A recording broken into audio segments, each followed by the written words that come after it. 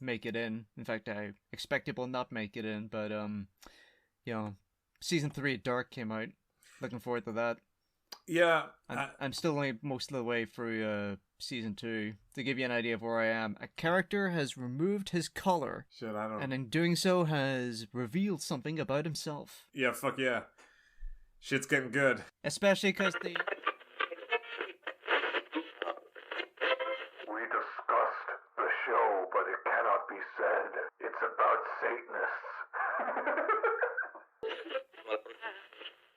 Anyway, that's not making it into the podcast anyway. No, you know what it is, but instead of all the details we've discussed already, which aren't even really giving anything away, I'm just going to insert like a voice line of me saying, "We discussed the show, but it cannot be said. It's about Satanists."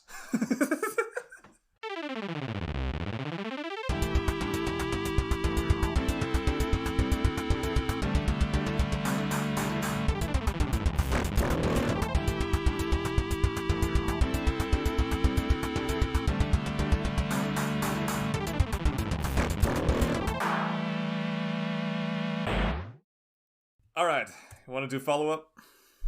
Yes, I have a very important piece of follow-up from last week. Oh, yeah? One that I realized as soon as I said it, but I couldn't think of an elegant way to introduce, and it was a simply unforgivable error that I cannot forgive myself for. I know that I'll probably be dragged over the coals for it if this was a more popular podcast, so I'm going to address it myself. Carbon has an atomic number of 6, not 8, as I originally stated. I'm glad you've saved our mutual dignity there, because I certainly as fuck didn't catch on to that. Well, I also have an equal blunder regarding our discussion on Devil May Cry 4, not 5. Mm-hmm. 5, I stand by every word I said. But Devil May Cry 4, we talked about Credo, and that we talked almost with the assumption that he had a second boss fight later on, and I think you mentioned it, and I misconstrued what you said, had started talking about Credo as if there was a second fight with Credo, and that that's why it prompted me to say something like, there's no good idea in Devil May Cry 4 that it's not willing to replicate to death, and turns out that wasn't the case. I was right in the first instance, but I panicked and then decided to be wholly wrong in saying or believing that there was a second Credo fight. There was no second Credo fight. It's the one pure idea that I was grateful wasn't replicated. And I remember thinking that at the time, and then somehow convinced myself they had ruined that too. And I just want to be on the record and say, no, that's not fair, Devil May Cry 4. You did have one really good fight, and you didn't rip the ass out of it. So, good job. I felt we were approaching that from like completely different viewpoints. Yeah. I thought that I was on a super wrong wavelength from you there, because yeah, that would be why. I was thinking to myself, what? He's worried about the emotional impact of the story? This is fucking Devil May Cry. What is this guy on? What is he talking about? I just want to have a good fight again. I wasn't defending the impact of the story when I said that the one fight was so good, I didn't want to see it pulled from the ashes and repeat it like every other fight. It wasn't for like, oh yeah, that story beat's so good. It was more just that the experience of playing it was so good that I'm glad they didn't pull it back again and go like, here it is again. You know, when they had done that to every other fight so far. But yeah, I was annoyed because that was the one fight I did want to do again because it was the best one. Yeah. I was like, you know what, Echidna or whatever, I could do without doing you for a third time. But Credo, I could go for Credo again. On other follow-up, this one comes back to episode 1, I believe. It also ties into the news quite a bit as well. It's massive news, but it also, for us, it's follow-up. I think I said something on the first episode, like, I am looking forward to revisiting EVO as we get close to it, EVO 2020, because I've never really taken part in EVO, and I want to hear more about it, and it was an exciting segment you brought up about all the good netcode indie games that were getting their time in the sun, and that's not happening anymore. No, it isn't. Skullgirls is confirmed to be cursed. It didn't get its time to shine when it came out. It's been neglected ever since, and the 1 year where it seems the universe has conspired to create the perfect circumstances for it to get its time in the spotlight, it doesn't happen. Yeah, And not nearly perfect enough. what's more, one of the developers working at Lab Zero was one of the people who got Me Too'd as well. Wow, that might be too Whoa. strong a phrase, but still. Jeez. Always the bridesmaid, never the bride. Oh, Skullgirls. So for those who don't know the news or haven't been keeping in the loop on that, I need to get a name here actually. I can't remember. It's something Wizard. Mr. Wiz. It's Mr. Wiz. Mr. Wiz, yeah. As the co-founder of Evo. Has had allegations of sexual misconduct, as I PC myself here and use the terms that the news article that I've linked below will have used. Allegedly. Yes, a lot of allegeds going on with this. So that seems to be our one recurring theme. I think we picked a terrible time to start a video game podcast. The whole the floor has fallen out from this industry within 3 weeks of starting. Yeah, I mean, like, all the community leaders are being Me Too'd. All the developers are being Me Too'd. Entire companies are being lambasted for enabling abuse. There's the whole Morlock uprising confining us all to our homes. It's just awful.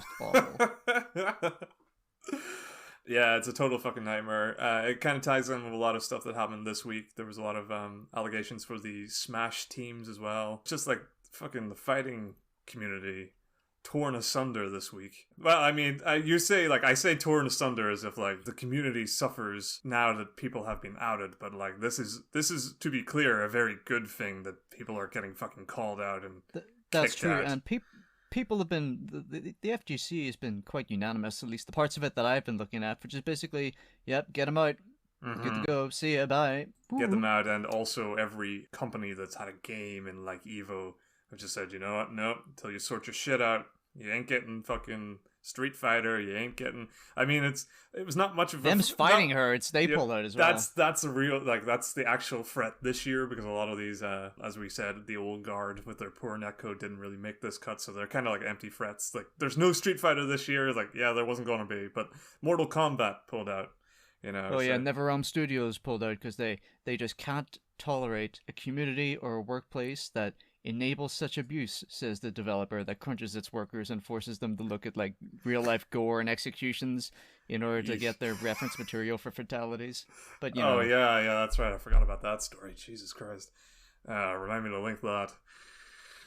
Me, as in, this is the audio clip. Me. Look for the reference now, me. Look for the reference. But Evo were pretty, they were pretty quick about it. You know, they put it out in an announcement saying, Mr. Wiz is being ejected from the company. They're cancelling Evo this year. Yes, the co-founder for Evo, Tony Pondercannon, has now stepped up in Mr. Wiz's place. And I assume that's a good thing. Yes, that is a good thing. I will say this, a lot of people are saying, oh, Evil's cancelled for good. We'll see if the companies come back. We'll never see, but I think that's premature. My heart goes out to all the indie developers who are about to have their time in the sunshine, especially them's fighting hurts. I mean, I go on about Skullgirls because it's the one I've played and it's the one I like, but, you know, it's had a pretty solid cult following this entire time since it came out. Them's fighting hurts, that was the new hotness. That was the one that everyone was looking forward to getting its time. So it's a shame, although... To be fair, they did pull out before it was confirmed to be cancelled, so they did the right thing. Yeah, 100%. Yeah, it is. It's a perfect storm of just bad news there, and I too feel really bad for the fighting community and all those indie games that were going to get their time to shine. Hopefully, something comes of it. They don't get just robbed of the opportunity on the sheer basis of assholes being assholes. Anything else for follow-up? Well, no, not really. Yeah, me either. Play that beep. Oh yes, one minor piece of follow-up. There is a very important part of the format that I had hoped they introduced that I had forgotten about, which was my sudden transition noises, impromptu, into the news or our week, that I completely forgot about now that they've been replaced by the new shiny ones. But don't worry, they'll be back, and they'll come when you least expect it. It's our week!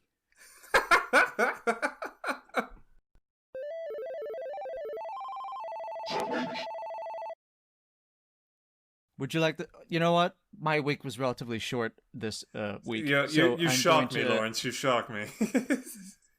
So I'm going to start with my week. Did you finish Hyper Light Drifter? I finished Hyper Light Drifter. That's all I needed to know. Shout out to Hyper Light Drifter for having a color palette of neon blue, neon pink, and neon green, and having a pixel aesthetic with electronic music, and yet somehow not being synthwave. That's quite an achievement, if you ask me. 100%.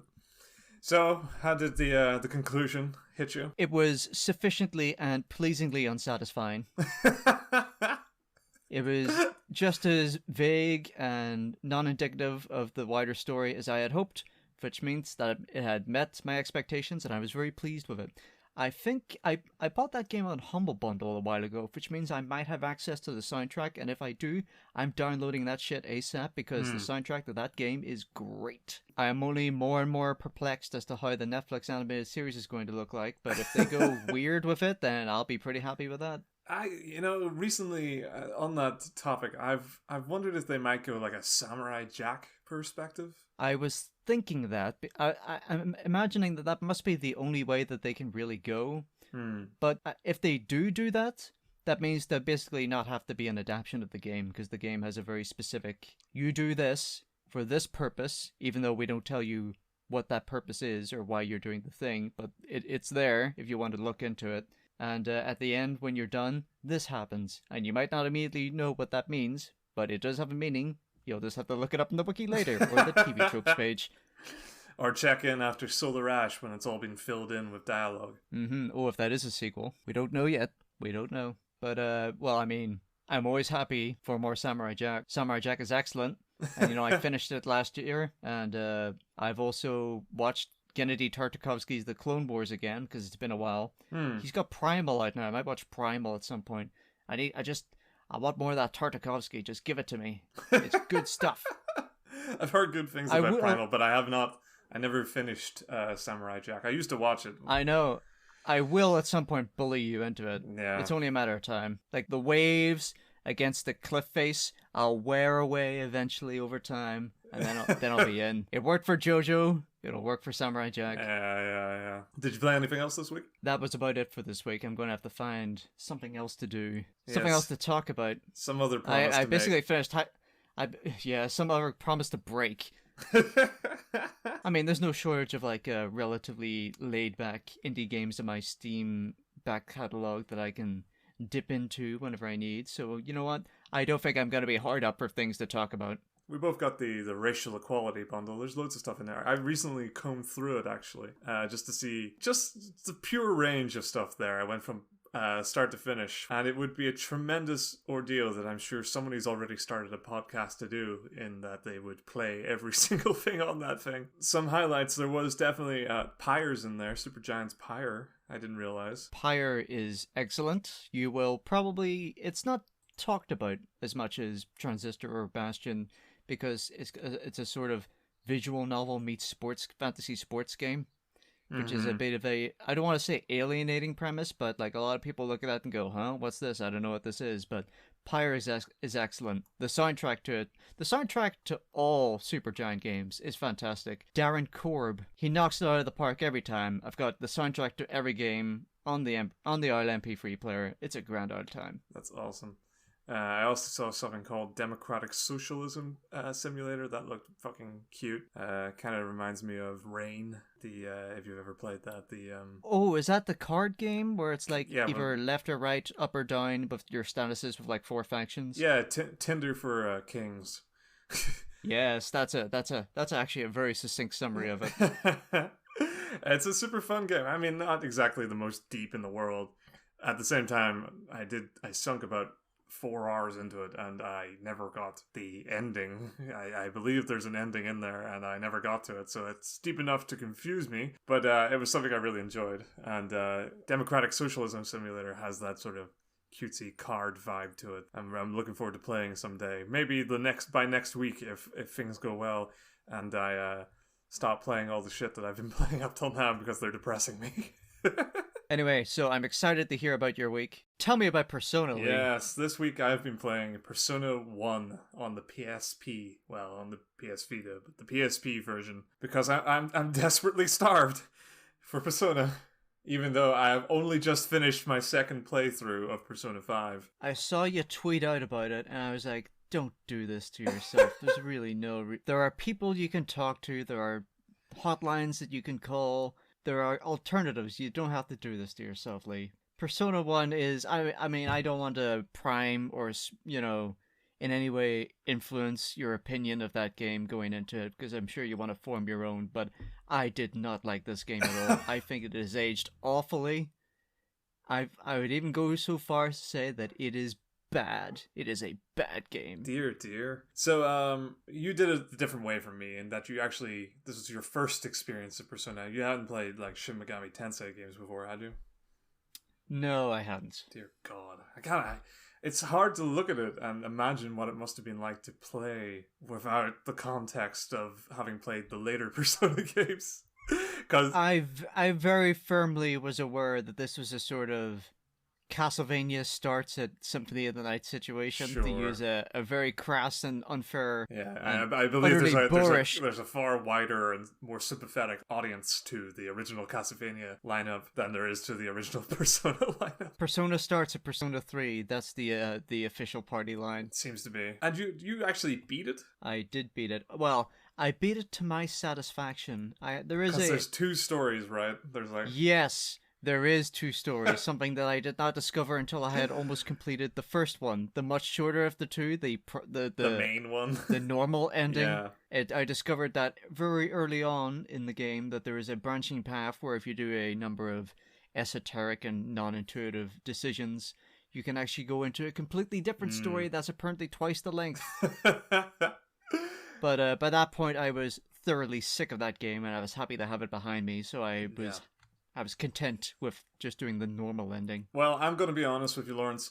I have already given up on Persona 1. I am about maybe 5 hours in. Mm-hmm. So I'm past the point that you're talking about with the story splinters. I know where I could have done that. And I've played maybe the first proper main boss of the game.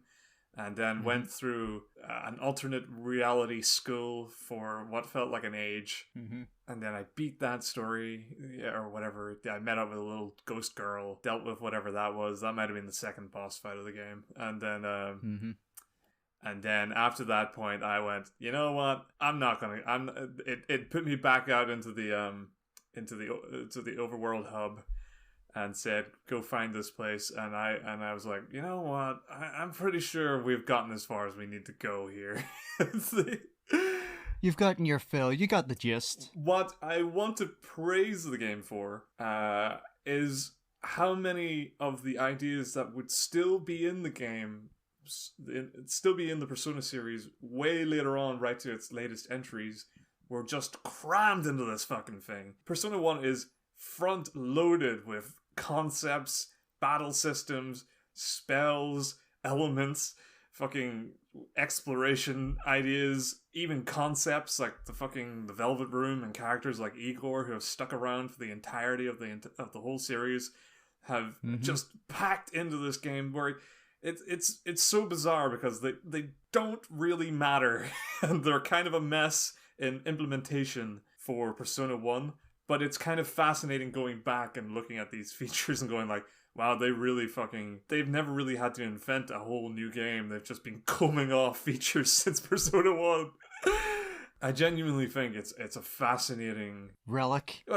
Relic. A showcase more. Kind of like a spectacle for what happens when a developer just has so many ideas. Every idea, when you go back from the comparatively linear Persona 4, Persona 5, which I've played, and you go to the battle system in Persona 1, where it's this grid-based system, which isn't a thing anymore, and not only are there more than, say, 7 or 8 elements or types or whatever what's the Pokemon word for types? It's the same thing that happens in Persona. They got elements, including nuclear. Yeah, which is still around, but I know, but it's funny that it's there. Why? Because it's a Japanese-made game and they're harnessing the powers. They're trying to recapture the power of the nucleus in order to account for the atomic bombings, Lee? Is that what that's you're what I'm getting at? No, that's not what I'm saying. I'm saying like you've got fire, wind, earth, water. Okay. I'm with you there. Nuclear. Okay. Just listen, in the next Pokemon generation, there was a new type that was all nuclear themed Pokemon. I would be back in the Pokemon. That's all I'm going to say. There's a fan game about that, isn't there? Oh, Christ, there might actually be. I'm pretty sure that there? there is something called Pokemon Nuclear. I'm going to quickly Google it because... Well, it's funny you should say that because I do recall that being shit-canned by Nintendo back then. Just a it got snubbed at the Game Awards one year, I think. Nuclear Pokemon. Nuclear type. It's in Pokemon Uranium is the fan game that I... That's right. Uranium Green or something. But what I was amazed in Persona 1, they're not just front-loaded with whole different types like gravity, which certainly doesn't exist anymore, and tech, but they also had every weapon type had its own effect. So you have somebody who holds an axe does a different type of damage to somebody who holds a sword. Somebody who has a gun has a different power from the persona who shoots arrows. Arrows is a whole type to itself. You know, like it's real fucking kitchen sink approach to battle design. Oh, can you? You've played 4 and 5, so I'm going to ask you this. I know that it came back for 5, but in 4, is demon negotiation still a thing? It's not in 4, no. Because I find that to be enormously tedious. It's like, hey, in addition to grinding with an entirely parallel form of grinding that's pseudo-random.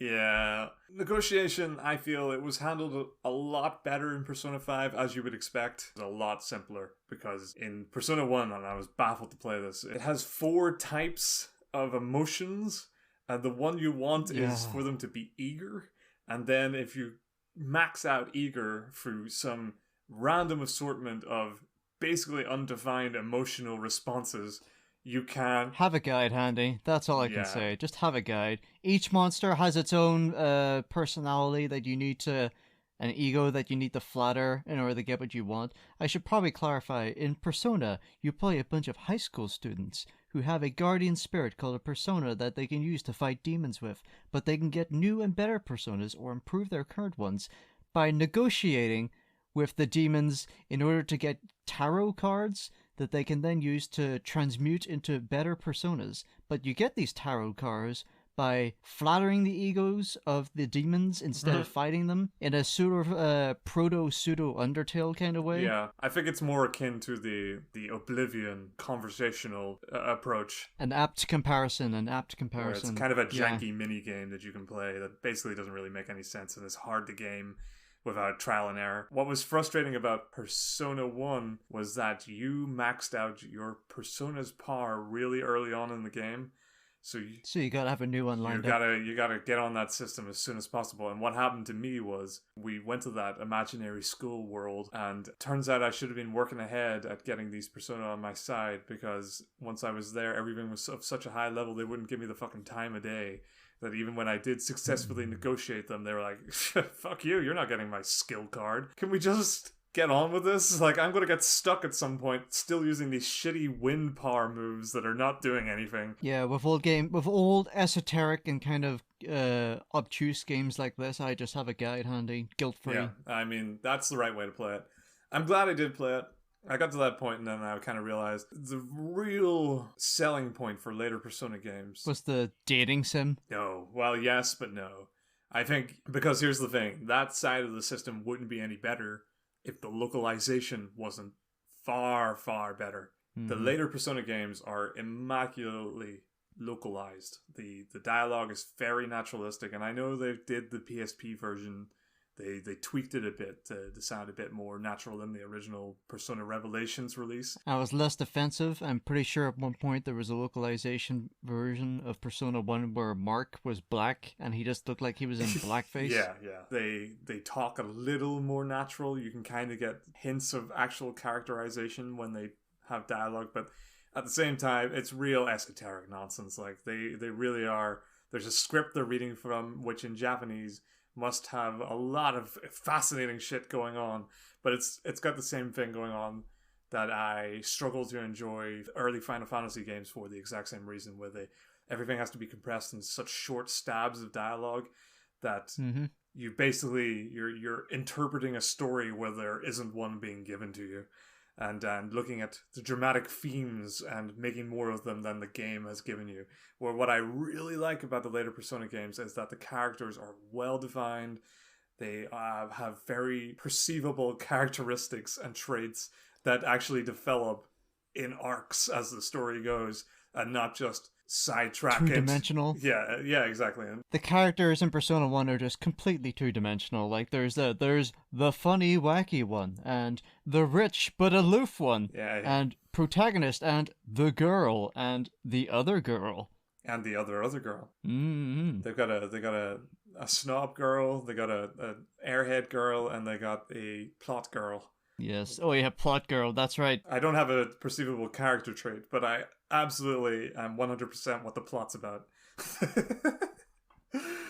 I don't recommend anybody fucking going back. Except purely as an archaeological exercise. Yeah, if you are super into Persona, it for me it was fascinating to see all the little bits and pieces that have survived over the years. But I mean, I'm fairly done with it as it is, and I have no intention to pick up the second one. God, the dungeons in that game are just awful. I hate them. The hideous first-person like maze system, and like the dungeons are labyrinthine, but they also have random encounters, so it'll waste your time by sending you down this circuitous path that doesn't go anywhere because it's a dead end, and you'll have had 2 random encounters on the way down there, and it's like, why are you wasting my time, game? Why are you wasting my time? I mean, it's like, you know what, the music's the best part of that game, and I suppose there is an art to creating music that you're not sick of the 120th time that you've heard it. Yeah. And Persona has that down to a T. 100% the best part. If you can go onto YouTube and listen to the OST like I have, that's what I recommend you do from Persona 1. There you have it. The definitive Persona 1 experience is the soundtrack.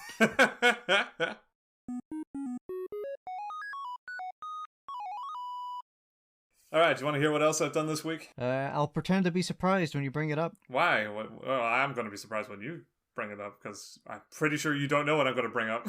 King of Fighters? Oh. I wasn't really going to bring it up. Well, I mean, we've already talked about Evo. Yeah. Okay, well, I'll talk briefly about King of Fighters. I suck at King of Fighters. I didn't think I sucked so badly at it when I was playing it on the Switch in the 98, 99 era. But fuck me, man, on King of Fighters 13, I suck at this fucking game. I can't beat Most people suck at King of Fighters. I can't beat the first fight in the story mode. Oh, that is pretty bad. And you get to pick who you play as. I guess the one caveat is that I was doing okay in the sort of arcade mode fights by picking and choosing between the teams. But they kind of, in the story mode, they give you a set 3 characters that are from the same universe or paired together in some assumedly discernible way. I don't know what to say. I just need to get better at it. That's alright. Or you can... Do you have Skullgirls? You probably don't. No, never mind. It's too high class for me. Skullgirls? What? No. It's they mention Skullgirls in the same breath as BlazBlue, and I've played BlazBlue, and that shit kicked my ass around. Skullgirls is much more accessible than BlazBlue or BlaBlue or BlazeBlue or however it is it's supposed to be pronounced. Yeah, I'll be the casual scum that pronounces it BlazBlue, and you can. That's how I pronounce it. Insert your correction there, fighting game community. No, I pronounce it BlazBlue, and my response to anyone correcting me is, well, if they didn't want us to call it BlazBlue, they shouldn't have called it fucking BlazBlue. Yeah. Anyway, what were you originally going to say for your week? I was going to talk about Hollow Knight a little bit. Oh, I'm always happy to talk Hollow Knight. Hollow Knight's a delightful game. I love it. It is a delightful game, which I haven't beat, but I wanted to bring it up now because I've been forced to stop playing it this week. For side tangent, my fucking Switch nunchuck, or whatever they're called, Joy-Con, has the second of 2 has given up and decided it also has the famous drift problem. Surely they would have fixed that by now, haven't they? They've released a second line of I controllers believe they that have that have, problem but I fixed. haven't paid for a £60 fucking second line of controllers. I have the old controllers from the first generation. This only demonstrates to me further and further that there's no purpose in buying something when it comes out. You must wait 2 years Yeah. minimum. Which ties into a semi-news story, which I'll link below anyway, which entails the president of Nintendo. I'm not sure which president, the North American or the Japanese. Either way, somebody apologized for Drift, which is nice of them. I still can't believe it. It's been months, and I still haven't come to terms with the fact that Nintendo of America's president is called fucking Bowser. I still can't believe it. It's been half a year, and I still think about it and go, wow, that's crazy, huh? Wow, Yeah. it's fucking... It's been a full year, I think, now. Jesus Christ. We've been under the tenure of Doug Bowser. His first name kind of helps underpin it a little bit for me. That's why I can get around it. I no longer think about it because it's much funnier to just go Nintendo of America President Bowser. You just imagine Bowser in a tie, and it's amusing every time you imagine it. Yeah. Anyway, been playing Hollow Knight. Unfortunately, had to stop for a week as I get this shit looked after. But still playing it, still loving it. Got quite a ways in at this point, I believe. To be fair, I can never fucking tell. And this is going to be part of what I'm going to talk about a little bit, is that I can't tell. But you'll never be able to tell, because Hollow Knight is a game that goes and goes and goes, and you're like, what? It's still going? There's you'll think, oh, I must be at like the 90% mark. I know where the story's going. I know where the final level is. I just need to do all the Metroidvania shit to get all the abilities I need to get there. And then you'll knock over a rock, and there'll be an entire new level there, and you're like, what?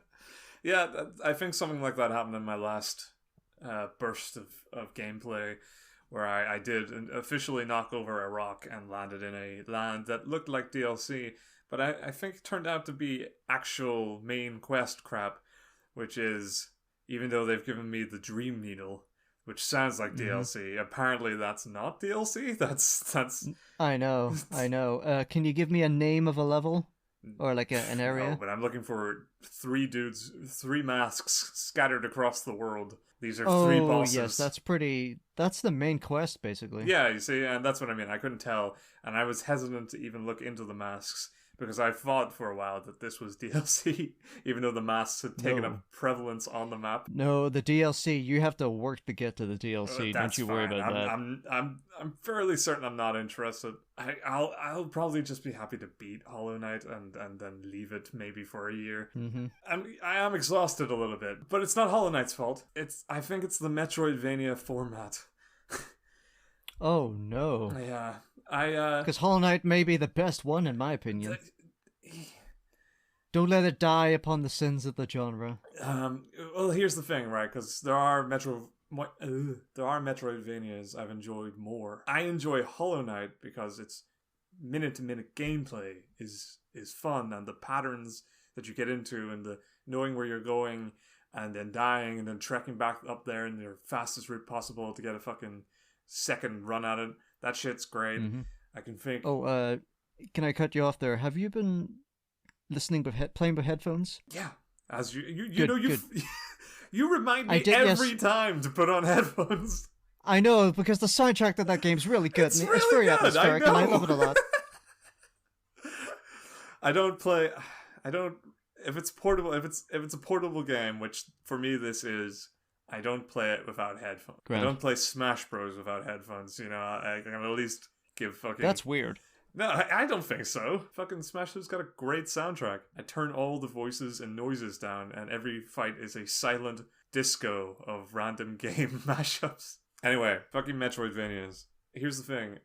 I love minute-to-minute Hollow Knight, but I feel like its Metroidvania elements are the most frustrating to me, and not because they're done poorly, but to be clear, they're done obviously very well. I am frustrated with something I've come to deem the Metroidvania lull, and this happens to me every time I play a Metroidvania, and it's that part of the game, and it happens in every game, where you hit the end of a road and you're practically screamed at to turn back and use what you've learned somewhere else. But, and this happens more in Hollow Knight than in any other, you have no fucking idea where you're supposed to be. And it's not for lack of taking note of where I am each time I explore in this game, because I absolutely remember traits and have gotten to the point where I've started writing shit down so I don't forget where I'm going. I am using everything in my power to keep track of all the shit that I have to, like, I see a little tail end of a fucking splitting path and I go, here's where the splitting paths were, by the way. You know, and I'm trying to keep track of this shit. But there are just so many, and it's all so cavernous and dark and samey, and sometimes you just plow on ahead. And most frustratingly about Metroidvanias like this is that the path isn't actually like a signposted fucking turn somewhere. It's some tiny aspect of the room that you've already been in that you haven't even factored in is a fucking route yet, because it's not that you've lacked the power, you just didn't see it because it's neatly tucked away under something. And it fucking exhausts me, because all it means is, even though I'm doing my best and looking around, every time I play one of these games, I end up having to spend an hour at the end of some trek, go back over every single dead end in the game in case I miss something. And I have good examples of when this wasn't so annoying. Like, I really like Guacamelee, which is a Metroidvania, which I feel like I've had a lot less lull playing. Maybe because it's a little more linear in experience, where the openness is kind of more, it's kind of just put in there for sort of little treasures and rewards. Give me 2 seconds, I'm gonna get this. I can hear some squealing cats.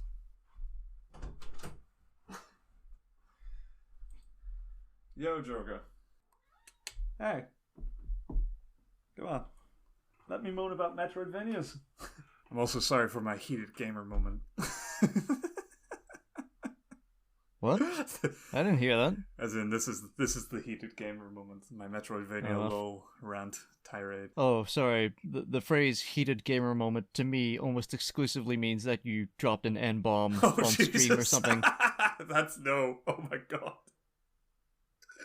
Oh no. No. So yeah, the other game that I've liked in the Metroidvania, 2 games actually, the SteamWorld Dig games. Mm-hmm. I feel like, again, these are not like tremendous trailblazers in the genre, but they kind of keep it linear enough that it doesn't feel like I've spent a lot of time tracking endlessly. Maybe it's because the map in them is so generous. And to be fair, frustratingly, I haven't played a lot of Super Metroid or Castlevania Symphony of the Night, so I haven't played the originators for the term. I played Metroid Fusion and a couple of other games like that, but I've not played the ones that brought us to the dance, so I don't know how ingrained these are. Yeah, but I feel like Hollow Knight, for some reason, I end up having to put it down for like a week or 2 at a time each time I do something cool in the game, because I get to a point where I just end up knowing I have no idea where to go, and know that I have an hour trek around treacherous fucking territory just to find the tendrils of paths. I feel like yours might be a self-perpetuating problem where you'll set the game down and then you'll come back a week later because you're frustrated that you're not making progress, only to discover that you have forgotten the minutiae of the map and you now have to relook at areas that you previously might have looked at. That's sometimes the case. Sometimes I remember it well enough that I can find my footing in about a minute or 2, and then I know that I've left it for a reason, and that reason is to go frustratingly trek through every corner of the map just to make sure where the hell I was supposed to go. And to be fair, there are moments in Hollow Knight where it flowed seamlessly. Like I got a power and I was like, oh thank fuck, because I've been looking at that corner of the map each time, and I've been thinking someday I'm going to get the dash power, and then someday I'm going to get the burst through ground underneath me power, and this is going to come up, or the Super Meat Boy jump on walls power. That was a good one. And once I got that, I was like, oh, I can think of like 6 places I've needed this. It's the most satisfying feeling in the world. It's like, oh, finally. Exactly, but like it's more the moments in between where you beat a boss that kind of doesn't give you a power. And you get to basically the end of a sort of area, and you kind of maybe get a narrative scene. I have no idea what they're talking about. But none of this, it doesn't detract from the fact that Hollow Knight is a fucking thrill to play every time I get into the zone with it. Like it's such a great game, and it's never been frustrating enough, to be clear, to just give up. Like, I'm going to beat it for sure. I might not do all the DLC. I'm not sure how necessary that is. So one of the DLCs is Grit, and the other one is essentially a glorified boss rush mode, which is fine if you like boss rushes. I do. Mm-hmm. But it does have a number of self-imposed challenges that really just get ridiculously complex. Like, do it without healing, or do it without magic, or do it without using any of your pins that give you bonuses. And I'm like, yeah, I'm good, don't worry. I'm alright. I like my get soul power back a little more every time I hit something pin. I don't really want to readily give that up. I don't know if it all makes sense for Hollow Knight to be this vague and dark as it goes along. It feels like there should have been a point where the map just opens straight up, and it is. It's not the Metroidvania way for the map to open straight up. Exactly. Happens. And I feel like sure, this could have been gradually over time get more and more movement option, which allows you access to more and more areas, but that's about it, really. Yeah, and that, I feel like at a certain point, even though you've got all these motions, I feel like if you just blow out the map with like grayed out areas to let me know where we're supposed to go from here on out, because somebody we meet fills us in on the details and goes like, you've done your exploring. The narrative section of exploring this world you don't understand is done. Now it's time to just be like, this faction lives off to the west. Here's the direct way to get there. You're going to need a power which exists on the west. Just straight up tell you. I don't really tell you how to play the game. No, tell Lose me. The mystique. Cut out the exploration side of it, the explore for narrative's sake side of it. I don't feel like that adds anything when you're knee deep in the narrative at this point. I suspect you may just dislike Metroidvanias, Lee. Well, maybe, but I mean, like I said, I played the SteamWorld Dig games and the Guacamelee games, and I didn't feel like I disliked those at all. Maybe it's, again, because it's a little more linear. You don't really think about it so much, but I don't know. It's not like I'm building a point here or a case here. I was frustrated with an element of the genre that I didn't feel lined up perfectly with Hollow Knight, which I'm enjoying, and I wish I enjoyed slightly more because it's fucking lovely. Did you, by any chance, play any more Dark Souls this week? I did. Because, in my opinion, Dark Souls and Souls-likes are the quintessential 3D Metroidvania. Yeah, and the thing with that is I've had problems with Bloodborne in terms of needing to backtrack to areas that I didn't realize I had missed. But I don't know, because I've never been too deep into either of these games, so I don't know if that's going to be a problem yet. I was more frustrated, as I've said. I don't know if it made a cut, but I was more frustrated with Bloodborne for Bloodborne's own problems. But I don't know if that's going to happen in Dark Souls. So far, it's all felt quite. There's been multiple routes to deal with the same problem. But at the same time, you're always, it feels like you're kind of being funneled somewhere most of the time, which has helped because I haven't been frustrated with exploration yet. I've been just frustrated in the regular way, and that I might be bad at this. How far have you gotten? Any progress? We had a very nice play-by-play last week, I thought. Yeah. I have not gotten much further. There's a section just after the dragon with a big pig with armor. Yeah, the armored boar. Classic. I took my time. I just chipped away until he died. I didn't realize I was killing him for good. I can tell you now, those guys are weak to fire. Oh, I don't have anything that does fire yet. Maybe should have put that into my skill set or something. Be the fire mage dude. I don't have any range. Pyromancy doesn't take up very much investment skill wise or levels wise, so I would advise that. Yeah, because I ain't got no range at all, which is frustrating when there are dudes on a bridge shooting at me, and I should have some way to deal with them without having to crawl up a fucking ladder and beat them to death. What's your weapon? It is an axe. Okay. I went that route because two-handed axes are my Skyrim loadout by default. Mm-hmm. And or hammers. Actually, it's usually hammers, but they didn't have a hammer option. This was the closest thing I had to my barbarian roots. Are you opting for a sort of like a tanky build or more of a roly-poly build? Yes. So what you're saying is you're attempting combining elements of both, but not quite achieving either. Potentially. What I've been funneling my level up powers into mostly has been endurance and one of the two strengths. Endurance mostly because I want more actions. I want to have more actions, and that's about as much as I can ask of the game. When you say the two strengths, you mean strength and dexterity, is that right? Yes, I believe that's what I meant. I see. I suspect you may be doing yourself a disservice in that regard. I 100% believe I'm doing myself a disservice in that regard. So the weapon that you're using, the amount of damage it does scales differently according to strength or dexterity. Like it'll say A, B, C, or D in its weapon descriptions. Okay. It'll say like strength A or dexterity A. And what that means is the more strength you have, the higher damage you do with that weapon. So funneling points equally through strength and dexterity is a terrible idea. It's a terrible, terrible decision. What most people would do is they would either pick, I want to go for a strength playthrough, and they'll pick strength weapons like axes or hammers or great swords, things like that. Yeah. Or they'll say, I'll go for a dexterity build, so I'll get like a rapier or a spear or something to that effect, and then they will level themselves accordingly. By splitting yourself halfway house, you're not sabotaging yourself as such. Because just making the game an already hard game harder. You should be picking what you want and then beelining towards that, and then later on, when you've got levels to spare, you can go, you know what, I might branch out a little, see if I meet the requirements for a few other weapons, diversify a little. So pragmatism first, and then fucking about later, level-wise. That's generally how most people do it. This is all, I'm starting to become very grateful for Dark Souls corner of our podcast.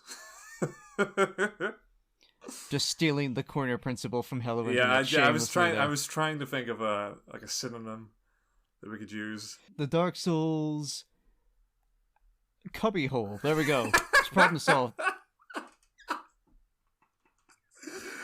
Oh, that's perfect. Yes. So I look forward to next week when we check in on the Dark Souls Cubbyhole. That's surprisingly hard to say. But I'm not suggesting we change it. Dark Souls Cubbyhole? I'm sure with practice we'll get it done. Yeah. Don't worry. It might just be an excess of alcohol has engorged my tongue, and I'm struggling here.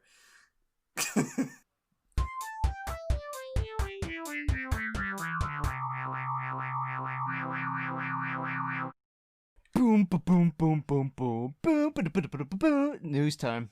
You know what? That time it was actually surprisingly close to one of the audio stabs. All right, let's talk some news. What I've got written down here is that Smash Bros gets Min, but that is the correct choice, if you ask me. It was either going to be Min, or it was going to be what's the other one? Booty Girl, the one with that booty. I mean, I'm amazed you know more about this. I guess because it's in the fighting game community. Yeah, it has some crossover there. You don't own a Switch, but you seem to have intimate knowledge of ARMS where I do not. Min was the right choice. I remembered her dragon arm from some playthrough I seen some time ago. Yes, there we go. Twintel. It was either going to be Min or it was going to be Twintel. And Min was the correct choice. I mean, it certainly wasn't going to be Springman. Jesus. Or he's already an assist trophy. That's pointless. Or Ribbon Girl. Yeah. The Ken and Ryu of that game. The game that also happens to have Ken and Ryu, so I mean... Yeah, but they're the Ken and Ryu. These are simply a Ken and a Ryu. Again, because of my fucking controller problem, I haven't checked out Min, but I do have this season pass. I'm not sure if I would even though it's news, would I talk about like the experience of playing Min? I'm not sure. I just put it in here because I don't know. I kind of felt like every time Smash Brothers, it's a Smash announcement. You gotta talk about it. Yeah. Because if I don't set a precedence for it now, then it's going to seem really out of the blue when we talk about fucking Goku getting in or some bullshit that nobody should want but do. Still fingers crossed for Dante, but Dante would be great. I would. You know what? I feel like we need just Just a little bit more Fire Emblem representation on that cast, if you ask me. You know what? To be fair, I would like them to pull the rug out from them and. All Fire Emblem? No, I was going to say Dante.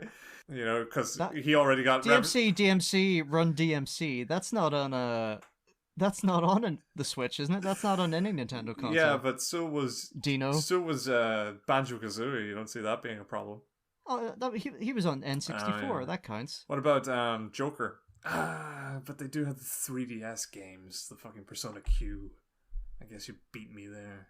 I want Crash Bandicoot. I want all the characters that should have been in PlayStation All-Stars Battle Royale. Mm-hmm. So we can get the real Dante. That game becomes more and more of a joke as time goes by. I know, it's wonderful. They did have Dino, didn't they? Yeah, they sure did. They had General Raditz, which is not his actual name, but it's what I remember. Is the fucking Killzone guy? Yeah. Yeah, okay. They had Heihachi. That was pretty good. That's true, they had that. They had Cole McGrath. Yeah, that's true. 2 versions of Cole McGrath, I'll have you know. He was in it twice. The good Cole McGrath and the evil Cole McGrath, who were functionally identical. Nathan Drake. Of course they had Nathan Drake. Also, there was a really funny image I saw on Twitter the other day that was the potential Microsoft answer to Smash Brothers. I seen this too. All the iconic Xbox characters, Master Chief and Forza Car. That's right. Guy from Quantum Break. I love that the guy under the Twitter, under his post, posted all the obviously more charismatic characters he had left out, like Minecraft Steve and Conker. Yeah, he was like, "Hey guys, you know this is like a joke." Yeah, right? And apparently it wasn't. It didn't dawn on people. It was a straight up joke. Law strikes again. Mm-hmm. In other video games, Heihachi. He's also apparently an unlockable narrator in Ridge Racer 6. Oh, that sounds great. He's just like angrily screaming. Yeah, it's a guest announcer at the tournament from the Mishima Zaibatsu, Heihachi. So, Crash Bandicoot 4, DLC announced already. Didn't waste any time, huh? Didn't waste any time ruining my expectations. See, I was right to be cynical, as I so often am. You know, that's an easier mode. They did go on record to very specifically declare that there will be no microtransaction, guys. No microtransactions. Relax. It's gonna be fine. Which is a little alarming. They said no microtransactions? So what? Yes. Are they... You know, because that worries me more. Yeah, I know. It's what TV tropes would describe as a suspiciously specific denial. What have we got, like a subscription service? No, let's see. Okay, so this is IGN, so, you know, they've burned me once before. After a notice, and this is a article called Crash Bandicoot 4 has no microtransactions, devs say, by Jonathan Dornbrush. After a notice on the Microsoft Store indicated Crash 4 would feature in-app purchases, discussion began about whether or not that meant Crash 4 would include microtransactions. According to Toys for Bob, there won't be, and it seems the culprit behind the in-app purchase moniker may be the free cosmetic skins that will be available as a pre-order bonus. So there you go, they went on record. Okay. Alright. We will check back in on that then, I guess. Watch this space. Also, the subtitle to this article is Some Totally Tubular News. Hot. Is that damn. Which I suspect may be an Oni Plays reference, but okay. Whatever. No way to prove that. No. They had, at the end of the Crash 4 trailer, a get your totally tubular Crash 4 cosmetic skin pre-order thing. Ah, gross. Yes. Alright, so Crash 4 doesn't get microtransactions. It still might get, I don't know, loot boxes or something. You know, like this might be a weird loophole to say, oh yeah, no, there's no microtransactions. Well, you've segued us very nicely, haven't you, Lee? But yeah, also in the news this week, actually surprisingly good news. Some promising optimism for our specific region. I refuse to call it our country. We're going to call it our specific region. Our neck of the woods. Nice and vague Yeah, there. That'll do. Very good. The House of Lords in Westminster has demanded the regulation of loot boxes, or at the very least, the classification of them as gambling, which is what they are. They're gambling. It's not like I had a lot to say about this, except it was good. Good news. Very atypical of the House of Lords to make a motion that is directly contrary to the agenda of businesses. I guess they were, in need of a distraction from, whatever else is going on in the world right now. Morlocks and all that. Opening the pubs as of today, recording. There are Morlocks wandering the streets right now, attacking pedestrians. It's not helpless safe booze hounds. Let them eat up all the Eloy, and this metaphor is beginning to lose a bit of its thread there. You would need to know something more about whatever the hell Morlocks are from. Yeah, well, we'll go for chuds. Yeah, there we go. Everyone knows what chuds are, right? No. Cannibalistic humanoid underground dwellers, chuds? Dear God. Mole people. Everyone knows about the mole people. Yeah, okay. I do know about the mole people. I do not know about chuds. It's all these high-minded literary references, like Morlocks and chuds. Oh, this is like necromancer stuff, is it? Not necromancer, technomancer. Are you thinking of neuromancer? That's the one, man. No, Chud is a schlocky 1984 movie. Dear God. I mean, it's called Cannibalistic Humanoid Underground Dwellers. What'd you think of? Yeah. I don't know, man. I mean, that could easily, it could be like the chav of the neuromancer world, for all I know. No, well, if it encourages you to hasten and read it before, I don't know, Cyberpunk comes out, Cyberpunk 1066. Get your background reading in now. I might assign. Nah, I was gonna say I'm going to assign that as homework, but that's far too substantial. You can, you can do it. I mean, I don't have to have it done for next week. I'll check in next week. I feel like read a book is too. Well, to be fair, I'll be clear. I will be listening to the audiobook version. That's fine. Yeah, so we'll call it homework. It is on my list, and by list I mean my 1001 books to read book. It's on the list. My homework for you for this week is to imbibe Neuromancer in some manner. Sounds between good. Within the next between now and November. No deadlines. Neither of us are getting Cyberpunk on the day of release, and no. Exactly. We're talking years here, Lee.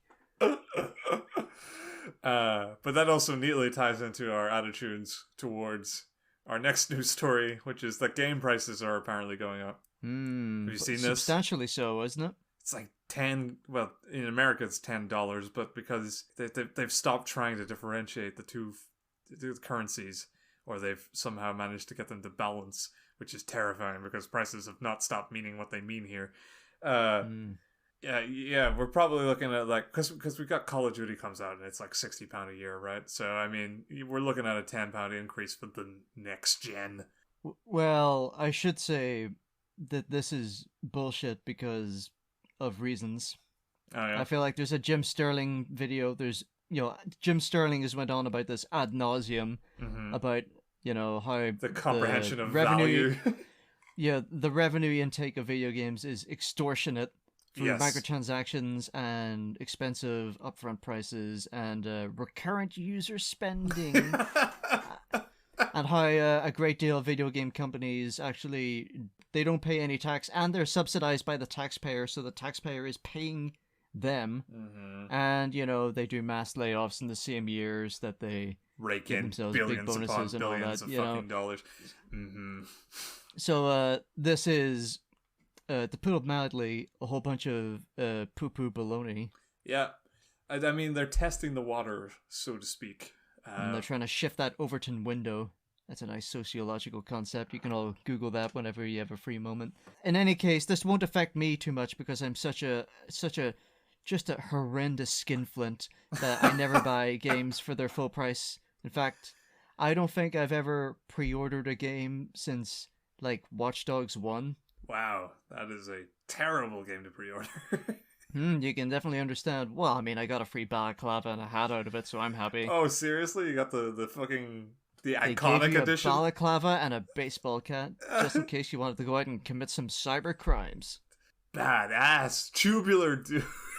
Yeah, totally tubular. As my buddy Chris Bandicoot would say.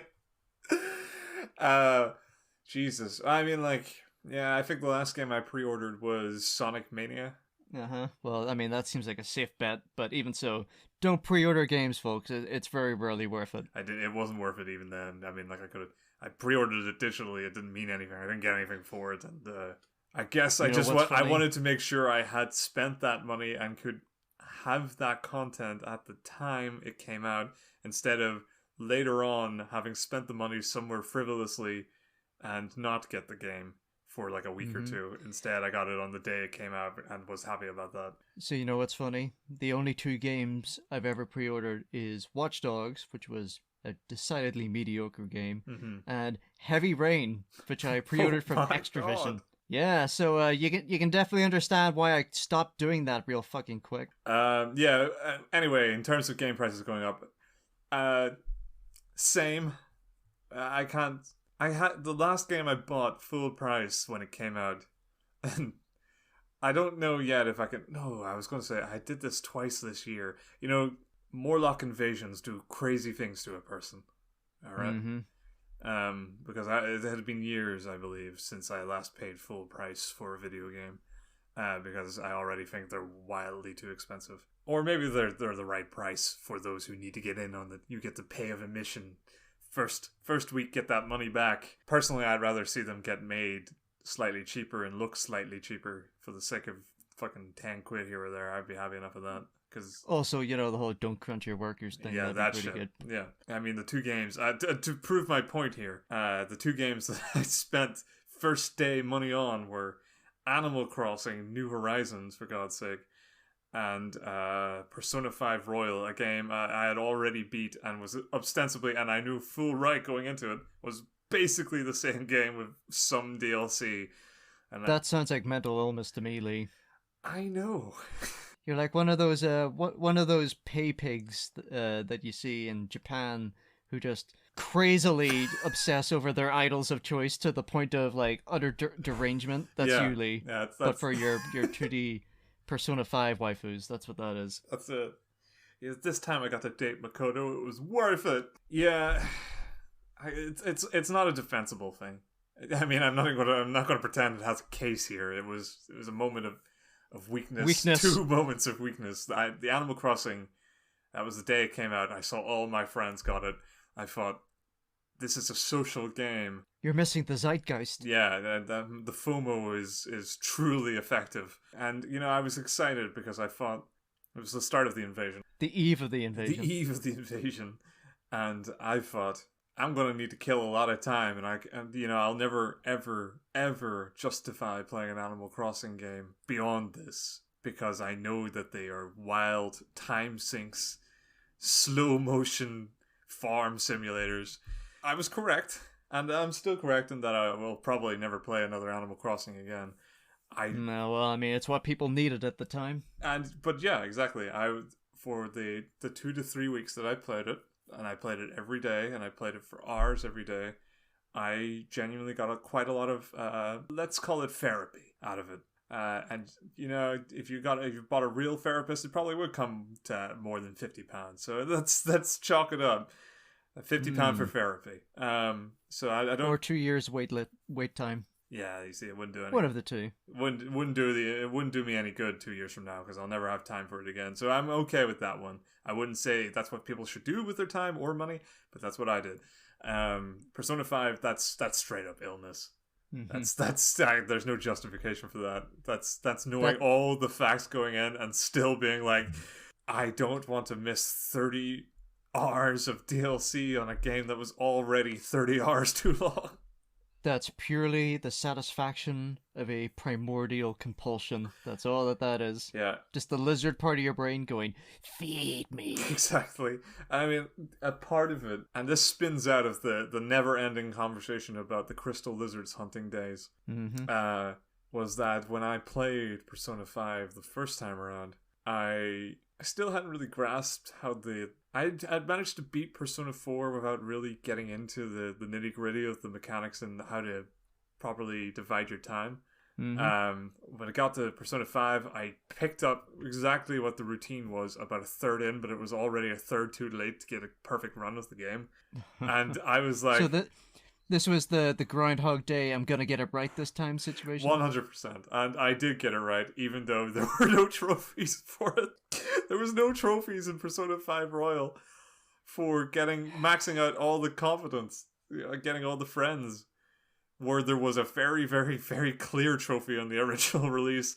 It got watered down to fuck in Persona 5 Royal, and you could moonwalk your way through the game and probably get them all. But I still did it to prove that point. I was heartbroken, and this, I think, between this and Shadow of the Colossus signaled the end of the crystal lizard hunting days, where I was just done being disappointed that games weren't catering fucking nightmare scenarios to me. It was like, you know what? I'll just learn to enjoy the game for what it is. And so I played Persona 5 Royal, and I got 60 hours of good gameplay out of it, and I got 50 hours of tedious nightmare gameplay out of it. Plus the DLC was fucking rubbish.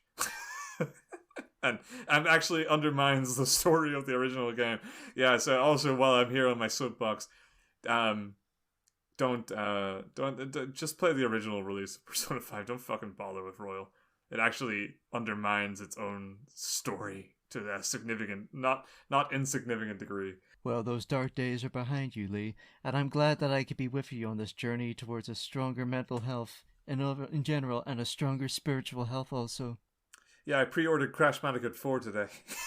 I'm kidding.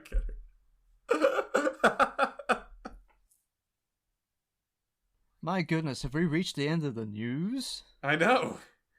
We're like 2 hours in. I know, we're making great time. We're just becoming more and more efficient as time goes by. This is great. Or we have a significant lack of content. Yeah, I think that's the lack of my week there. That's what that looks like. Well, I mean, not every episode's going to be a winner. Thanks for joining us on Vectormen. See ya.